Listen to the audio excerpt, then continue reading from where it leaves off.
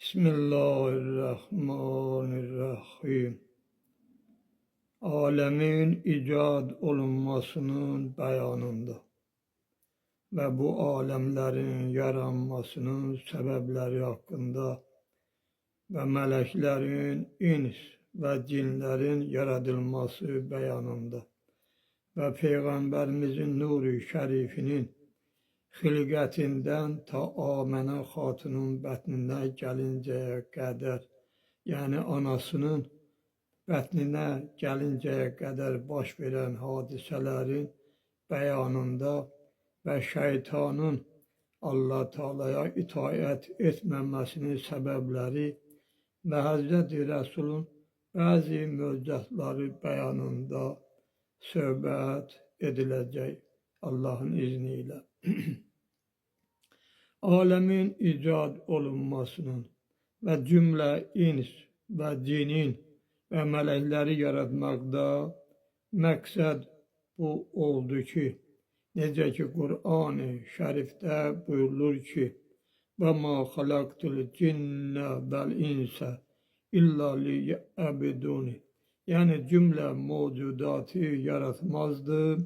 Ona göre yarattım ki mənə ibadet etsinler. Bütün söhbətlərin bünövrəsi, yani evveli buradan başlayır. Hadisi Qüdsidə deyilir.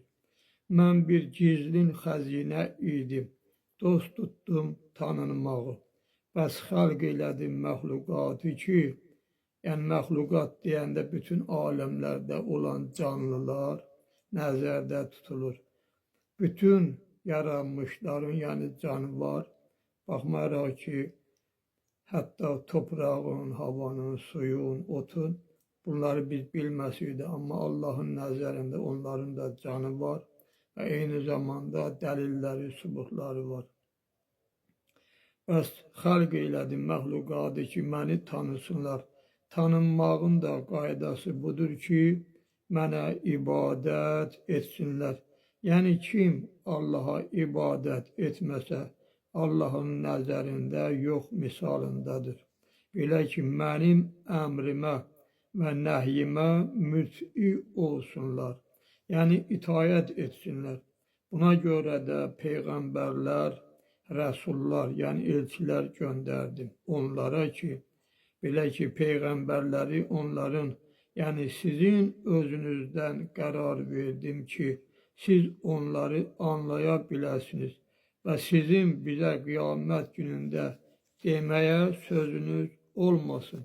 Belə ki, biz öz peyğəmbərimizi sizə möhkəm sübutlarımız ilə və möcüzatlarımız ilə göndərdik ki, siz onların həqiqətən peyğəmbər olmalarına inanasınız və bizim tərəfimizdən o möcüzatların onlara verilməsinə sizdə yəqinlik hasil olsun. Bir gün Peyğəmbərimiz sallallahu aleyhi ve sellem buyurdu.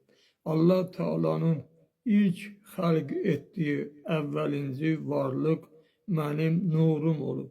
Mənim nuruma qədər olan vaxtlarda bu aləmlərdən heç birini yaratmamışdı. Nə ibtidai aləmdən, nə də intihai aləmdən bir əsər, əlamət yox idi. Allahın iradəsi ilə, yəni istəyi ilə o sultanın nuri şərifi vücuda gəldi. Həzrəti Bari Cəlla Cəlaləyə təzim edərək Allah Teala'ya təsbih və təhlil və zikirlər etməyə məşğul oldu. Həzrətin nuri şərifinin icadi keyfiyyətində çox xəbərlər alimlərimizdən bizə gəlib çatmışdır.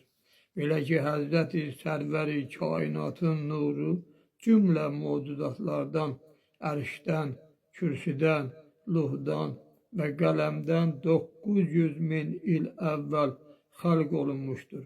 Həzrətin nuru şərifi neçə müddətlər seyr etdikdən sonra Allah Teala'ya səcdə etməyə məmur oldu.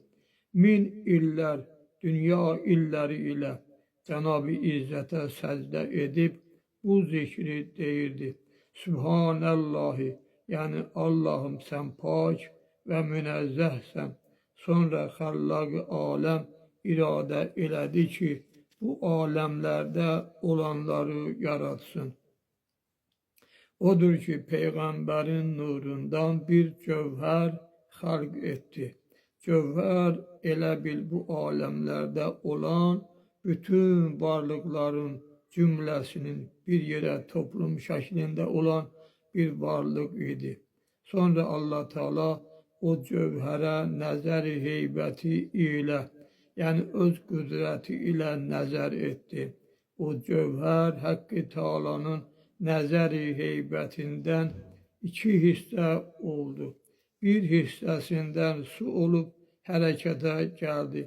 Bir saniyə və ya türfətül eyn, yəni saniyənin mindən bir hissəsindən də az olan vaxtda deyilir. Eyni qədər bir yerdə qərar tutmazdı. Allah Teala onu öz qüdrəti ilə bir neçə hissələrə ayırdı. Onun bir hissəsindən də ərşi və ya ruhu yaratdı. İkinci hissədən isə qələmi xalq etdi. Qələm dedikdə, yəni o qələm bizim əlimizə götürdüyümüz balaca qələmlərdən deyil. Bir misal deyəcəyəm, amma bu misalın hamınıza aid deyil. Əstəğfurullah, ola bilər kimsə yaxşı başa düşməz. Hər quşun yumurtası və ya balası onun özünə uyğun, yəni balaca və digəri o birindən böyük olduğu kimi Allah Teala'nın da qələmi öz qüdrətinə uyğun şəkildə yarandı. Belə ki, qələmin uzunluğunu alimlər belə təsvir ediblər ki, uzunluğu 500 illik yoldur, eni 40 illik yoldur. Bir xəbərdə 100 buğumu, yəni hissəsi var. Hər buğumun da 50 illik, hər buğumu da 50 illik yoldur. Bəs Allah Teala qələmə xitab edib buyurdu, yaz. Qələm dedi, ya Rəbbim, nə yazım? Səs gəldi, mənim xəlqidə olan elmimi yaz. Qələm dedi, ya Rəbbim, nə ilə, yəni hansı söz ilə başlayım? Dedi, yaz, Bismillahirrahmanirrahim. Burada yeri gəlmişkən bir söz deyim. Bu sözlərdən məlum olur ki, insan hər bir işə və ya söhbətə başlayanda əvvəldə Bismillah deyib o işə, o söhbətə başlamalıdır. Keçmiş zamanlarda dini kitablar olmazdı. Kimin Qur'anı olsaydı böyük adam sayılardı. Kimin əlində həcdən, Kərbəladan gətirilən təsbih olsaydı adla deyilərdi ki, filan adamın təsbihi həcdən gətirilib. Bir Qur'an almaq üçün ora-bura soraq salardılar. Çətinliklə bir Qur'an tapmaq olurdu. Söhbətə başlayanda da əvvəl salavat ilə başlayardılar. Mən də hələ 2-ci sinifə gedən vaxtdan Qur'anı bülbül kimi necə deyərlər oxuyan olmuşam. Atam həmişə məclisə gedəndə məni də özü ilə məclislərə aparardı. Odur ki, mən də hələ söhbətlərə başlayanda salavat ilə başlayıram. Amma əslində gərək hər bir işə başlayanda əvvəl Bismillah ilə başlayasan. Tənbih qafil, yəni qəflətdə olan insanları ayıltmaq adlı kitabda yazılıb. Kim gördüyü bir işə Bismillah ilə başlamasa, o işin sonu purpuç olar, yəni yaxşı nəticə verməz.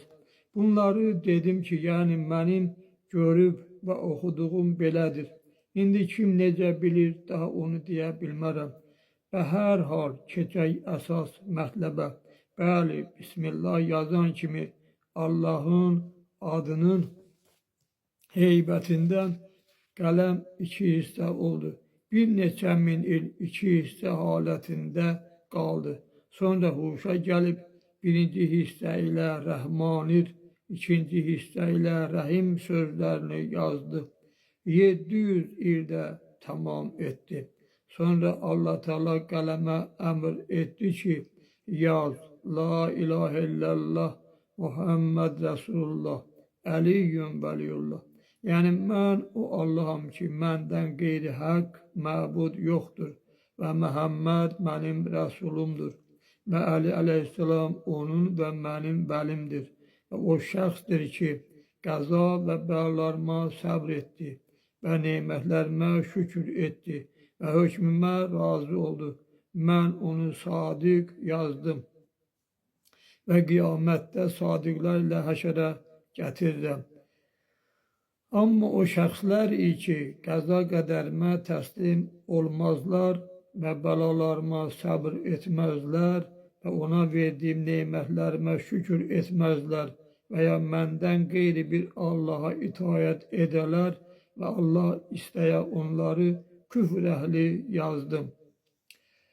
Rəvayət olunur ki, elə ki qələm Muhammed sallallahu aleyhi və səlləmin ismi şərifini yani adını yazdı.